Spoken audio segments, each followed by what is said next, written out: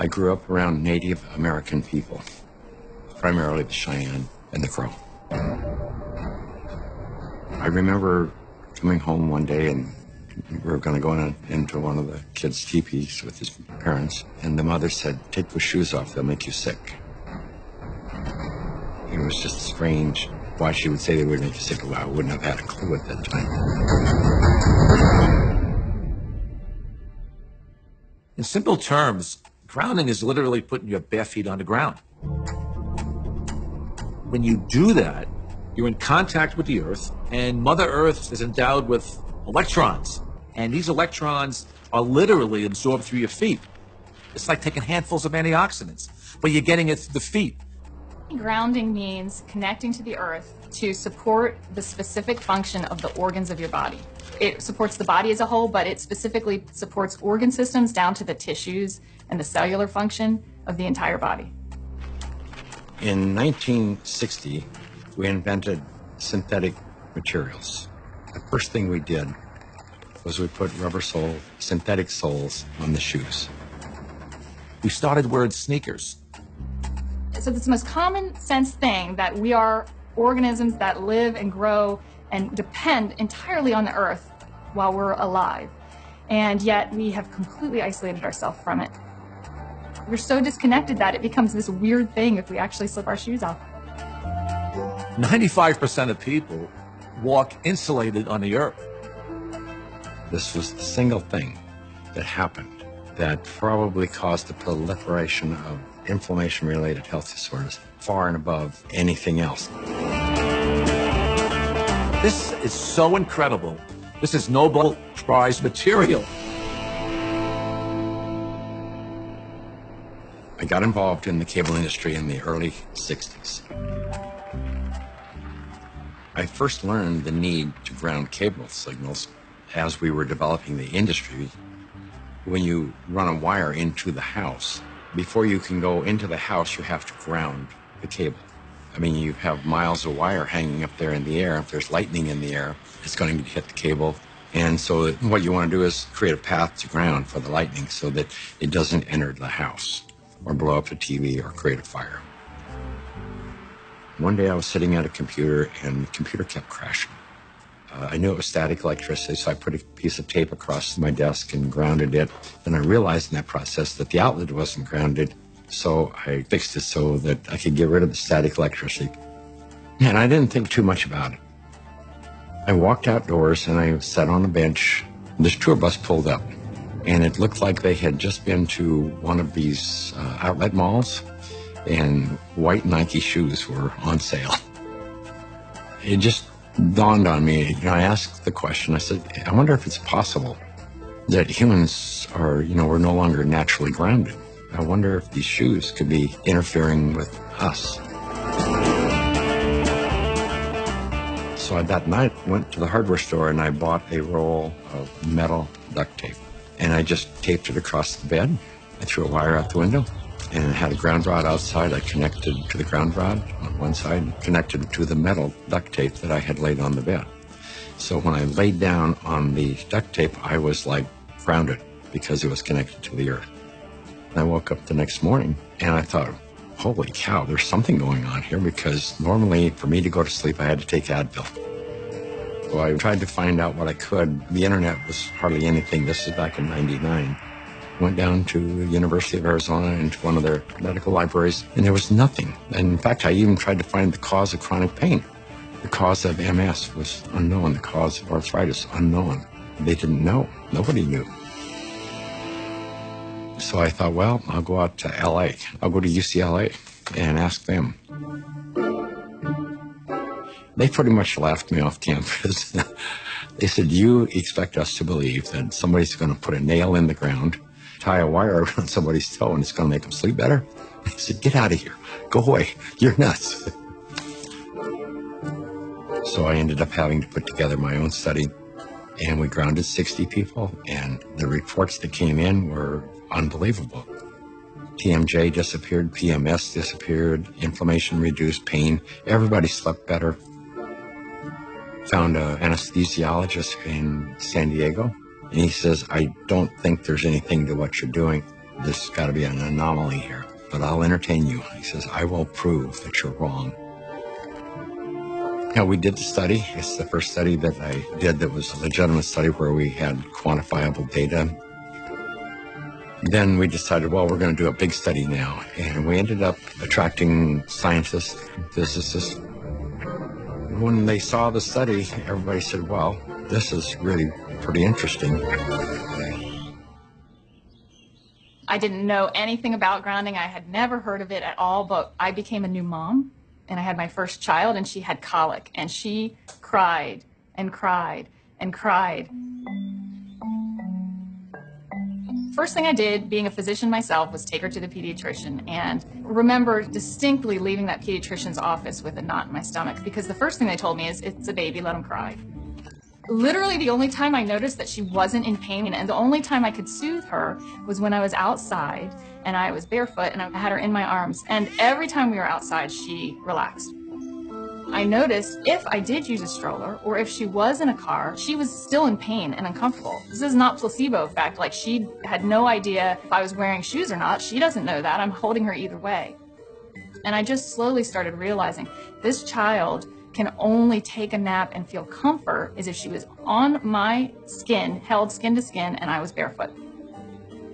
She'd be dead asleep, and if I stepped in the house and took both my feet off the ground, she would wake back up and the pain response would come back. And I didn't know what it was called, and I didn't at that time feel comfortable thinking about using it in my conventional medical practice, but I just knew that this is what I'm gonna do to help my child. I was working with a mentor of mine, and she recommended that I ground my energy. I didn't know what she meant by ground yourself. So the first thing I did was go home and look it up on the internet. And through doing a search about grounding, I found Clint Ober's work and the book about earthing. And I realized that it's a real thing and a real healing modality with tons of medical literature behind it. I first learned about grounding maybe 12, 13 years ago through one of the trainers for the Tour de France team from the U.S., and he was using it with many of their athletes and with surprising results. And I think that the surprising best summarizes my response to it because it didn't seem to make sense. I think I became a believer once I started to explore the science. If you take a microscope and you look at a piece of wood and you go down, down, down, all of a sudden there's nothing there. There's molecules, but they're not even connected. What's holding them together? What's the force that's holding everything together? Our body is electrical. This is all electronic equipment. The heart, the lungs, the brain. I mean, this is electrical equipment. It's all electrical. Everything is electrical. Unbeknownst to us, we live inside a battery. The surface of the Earth is charged negatively, and the ionosphere, which is a layer of the atmosphere about 60 miles up, which is ionized by the sun, meaning that the rays of the sun are so strong that they split the molecules into a positive charge and a negative charge. The negative charge are transferred to the surface of the Earth through lightning mainly, and the positive charge stay 60 miles up. The problem arises when we don't have negative charge. So we need grounding just as we need air and we need sunshine. Stephen Sinatra, who was a cardiologist from back east, was attending a convention. We sat down with Stephen and told him the story of what I was doing. Now he said, well, if you're affecting pain, he says, you need to be researching inflammation. You don't have arthritis, you don't have cancer, you don't have all these health disorders.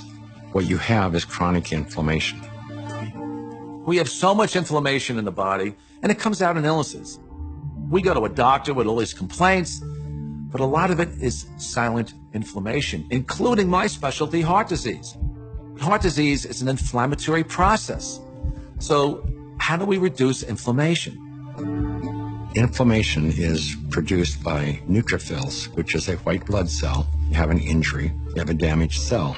And so these white blood cells come over and they encapsulate the damaged cell and they release reactive oxygen species, which rip electrons from the damaged cell, and that destroys the damaged cell.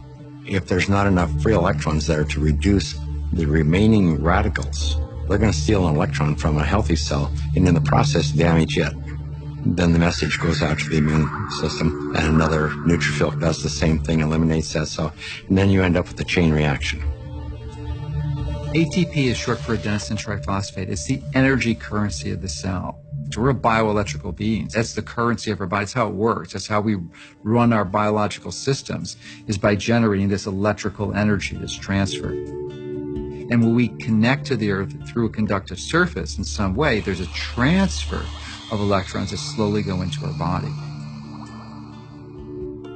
In situations where we are insulating ourselves from this surplus of electrons into our body, we're going to get the absolute opposite. So instead of having low levels of inflammation in a thin blood, we'll have thick blood that's more likely to clot, and our levels of inflammation tend to increase. You could take anybody who has chronic pain. It doesn't matter who they are. It doesn't matter what's wrong. And ground them, and you're going to have a significant reduction in pain. You're going to stop the oxidation or the inflamed portion. That stops almost immediately. Then the body can heal and return to normal. And healing generally is improved by 60-70%. If inflammation is the cause of all these health disorders, then I know that not grounding is the cause of inflammation, because if the body is grounded, you can't have inflammation. Can we measure the effects reproducibly? The answer to that is yes. We now have 20 studies. There's 21 published studies in the medical literature on earthing and grounding. And this is peer-reviewed stuff. In simple terms, what earthing does is literally, it quenches the fires of inflammation. And if inflammation is the source of all root illnesses, including Alzheimer's disease, cancer, heart disease, diabetes, I mean, the list goes on and on. If you can impact inflammation and, squelch it, kill it, stop it, we're going to be healthier beings. So, why hasn't it caught on in mainstream? I can only say it will. There's a well-established, traditional, conventional system that relies on expensive intervention. So they'd like to perpetuate that, and they're not too interested in having some competition coming in for a lot less expensive to sort of sabotage their profit levels. Because their goal isn't to help humanity. Their goal is really, as corporations, is increase their profit. The question becomes, how much of an influence has lack of grounding been in the epidemic of disease that we have? Is this grounding a factor? The light switch went on, and I thought, we're doing things completely backwards here. A typical day for a child is completely ungrounded. Most children wake up sleeping on a bed that was not grounded in a house or a building or on a floor that was insulated from the earth. And then they go immediately into a classroom that's insulated. And even on recess, in the recess period, they go outside and are literally fenced in and are paved with asphalt. And then they have after-school activities, which are either indoors or if they're outdoors, they are literally required to wear protective gear. Then even if they're exercising for 2 hours after school, 100% disconnected from the earth. And then they go home and they go inside and they eat dinner and they do homework all hours of the night, and then they pass out in an ungrounded bed. So that's a 24-hour period of time completely ungrounded, and that goes on day after day after day. There's a resistance to integrating novel thoughts, and many times new ideas aren't implemented until the people who hold the counter opinion die. The good thing about grounding is that you don't need a doctor to tell you to do it. You do not need a physician to recommend it to you. You can try this anytime. It is your birthright because you live on the earth. I ground every day. Hey, I want to be connected to the earth as much as I can. I would say about 95% of the day I'm grounded, because I believe it's just a no-brainer. Go outdoors, take your shoes off, stand barefoot on the earth, or sit on the earth, put your feet and your hands on the earth, and you will instantly notice the pain and inflammation begin to drain from your body. I got my life back is probably the most common refrain that I hear. Thank you, I got my life back. I got my life back.